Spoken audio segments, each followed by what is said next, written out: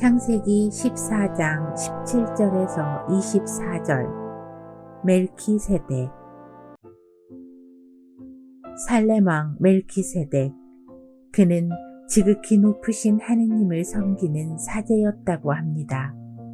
사제란 단순히 제사를 지내는 사람이 아니라 신앙의 의미를 찾는 사람이어야 합니다. 윌리엄 제임스는 이렇게 말합니다.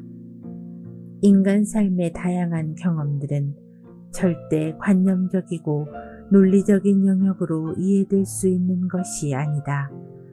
하나하나의 사건은 모두 다양한 환경 안에서 상호 관련성을 맺으며 연결되어 있기에 구체적 삶의 정황 안에서 일어나는 다양한 인간 경험을 면밀히 관찰할 필요가 있다.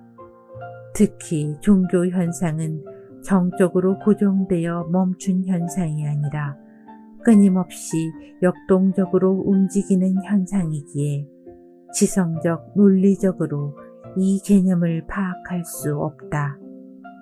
종교의 정의를 내리지 말고 종교의 의미를 찾아야 한다. 사제의 삶이 어떤 것인지 명확한 정의를 내린 것입니다. 사제들은 끊임없이 자신을 다듬고 성찰해야 합니다.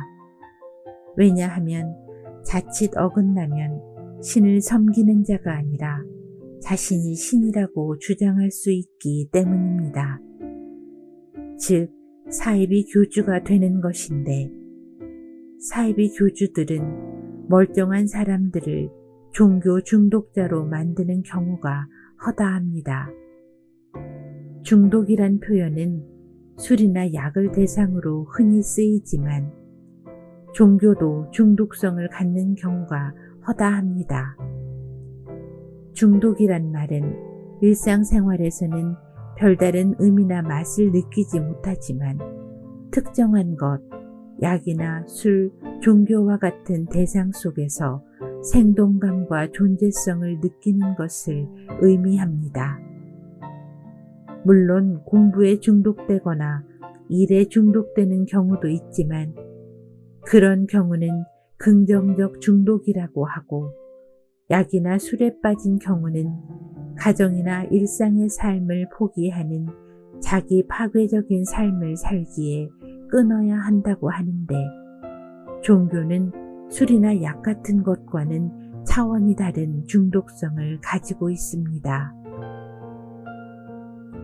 외적으로는 그야말로 철저한 신앙인의 삶을 사는데 정서적으로는 황폐해지는 차원이 다른 중독성이 있다는 것입니다. 본인은 술이나 약물 중독자와는 달리 자신이 환자라는 자의식을 갖는 것이 아니라 뽑힌 자라는 선민의식을 가지고 있기에 예를 들어 종말에 뽑힘받은 14만 4천 명이라는 자의식을 가지고 있기에 치료하기가 어렵다는 것입니다. 대체로 신흥 종교를 찾는 사람들은 불안감과 열등감이 큰 편이라고 하는데 이런 사람들이 선민의식을 가지면 심리적 변형이 발생합니다.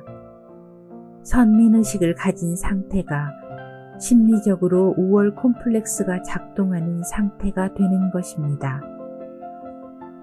이렇게 선민의식을 가진 상태에서 사람들은 세상이 다 자기 마음대로 될 것 같은 착각 속에 있기에 그리고 다른 선민들과의 끈끈한 연대감이 주는 소속감이 있기에 자신들을 받아주지 않던 외부 환경에 비하여 자신이 속한 곳에서 행복감을 느끼고 벗어날 생각을 하지 않게 되는 것입니다.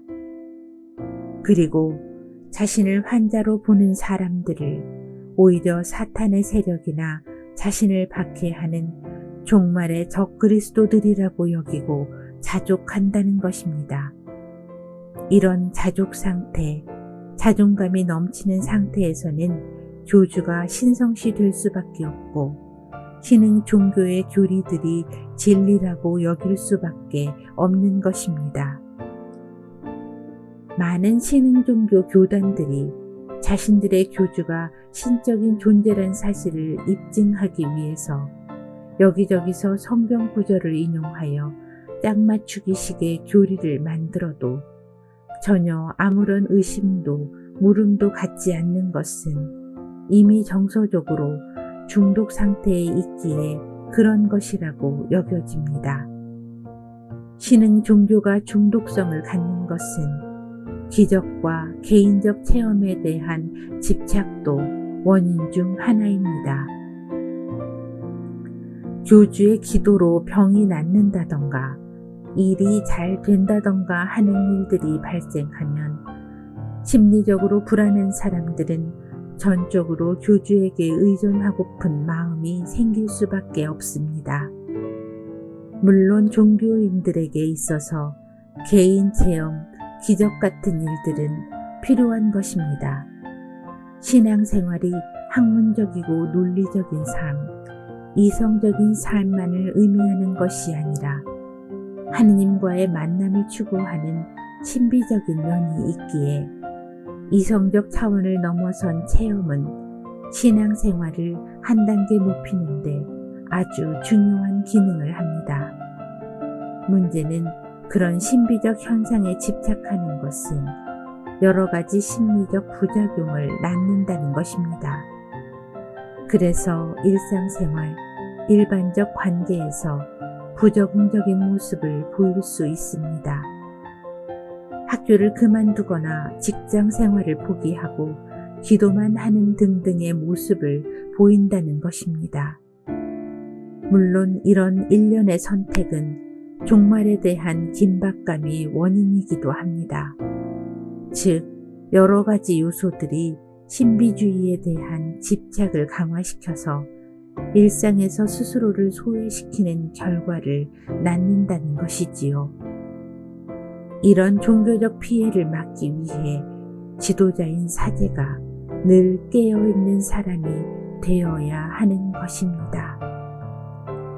도덕경 제2장 온 세상 사람이 모두 아름다운 것은 아름답다고 여기지만 무엇을 아름답다고 여기면 그와 동시에 추한 것도 생긴다. 온 세상 사람들이 모두 좋은 것을 좋다고 여기지만 무엇을 좋다고 여기면 그와 동시에 좋지 못한 것도 생긴다.